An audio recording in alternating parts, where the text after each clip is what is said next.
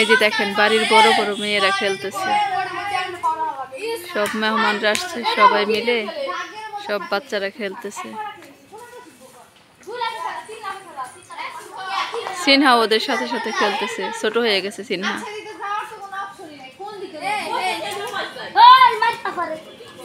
এই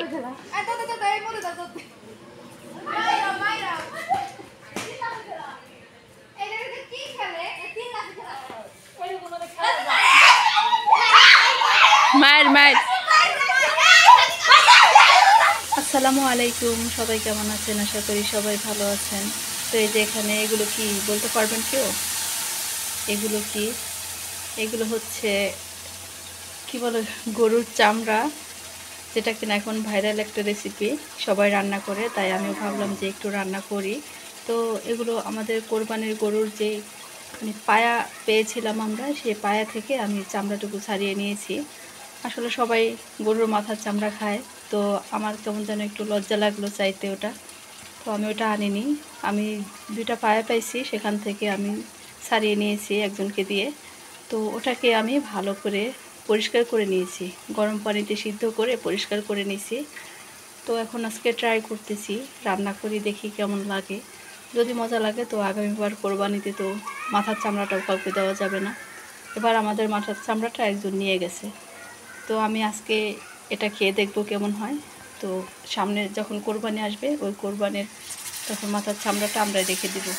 আর এই যে এখানে দেখেন রান্না করতেছি, তো আমার মেয়ে আমাকে একটু কাজে হেল্প করতেছে।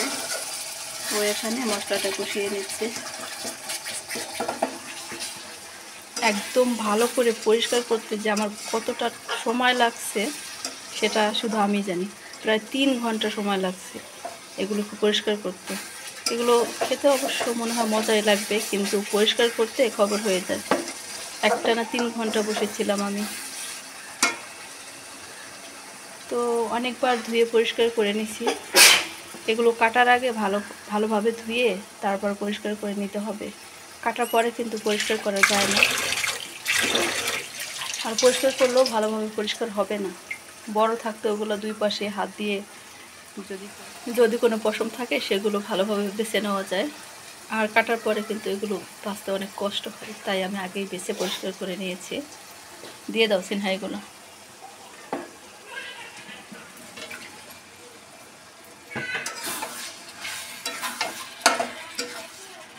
এখন ভাবতেছি যে প্রেশার কুকারে দিব কিনা। প্রেশার কুকারে না দিলে মনে হয় তাড়াতাড়ি হবে না। সিনহা, মরিচের গুঁড়ো কি আরও লাগবে?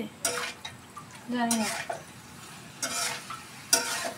কাঁচামরিচ তো দিছো, এগুলোতে ঝালও বেশি দেওয়া যাবে না।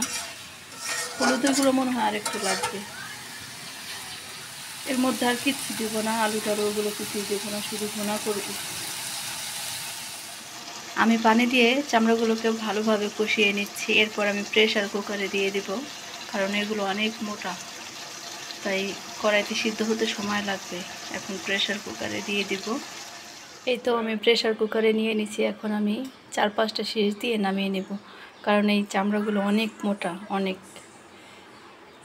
কড়াইতে সিদ্ধ হতে অনেক সময় লাগবে, তাই আমি এখন প্রেশার কুকারে দিয়ে দিচ্ছি।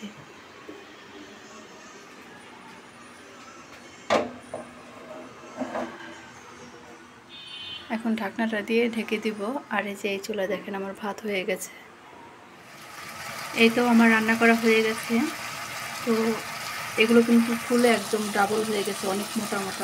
আমি আপনাদের প্রেশার কুকার থেকে নামিয়ে আমি ভালো করে পানিটাকে টানিয়ে নিয়েছি, কারণ প্রেশার কুকারে রান্না করলে আমার কাছে তেমন মজা লাগে না। আমি মাংস বা যাই কিছু হোক, প্রেশার কুকারে রান্না করলে পরে আবার কড়াইতে করে ভালো করে টানিয়ে নেই। সেক্ষেত্রে দেখা যায় সেম আগের মতোই লাগে। কড়াইতে করে রান্না করলে যেরকম লাগে ঠিক তেমনই লাগে। নিহারি রান্না করলে যেরকম হয়, তো পায়ার এগুলা ভুজ থাকতে এরকম খেতে একটু কচকচা লাগে, ঠিক সেরকম। আর একটু জেলি জেলি ভাব আছে, তো খুবই মজা এগুলো। এই যে দেখেন বাড়ির বড় বড় মেয়েরা খেলতেছে। সব মেহমানরা আসছে, সবাই মিলে সব বাচ্চারা খেলতেছে। সিনহা ওদের সাথে সাথে খেলতেছে, ছোট হয়ে গেছে সিনহা।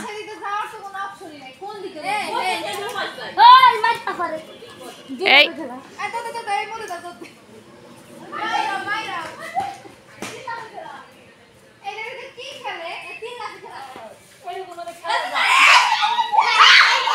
মার মার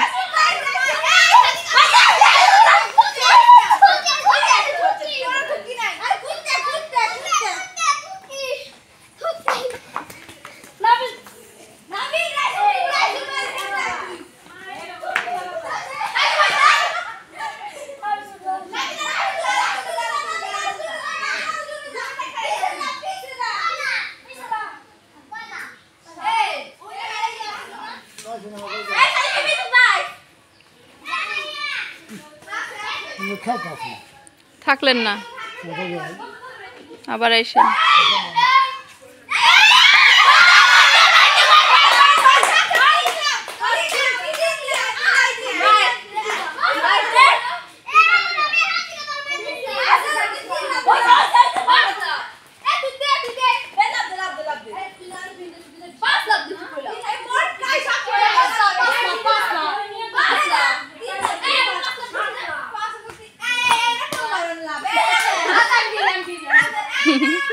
কি লাভ দিল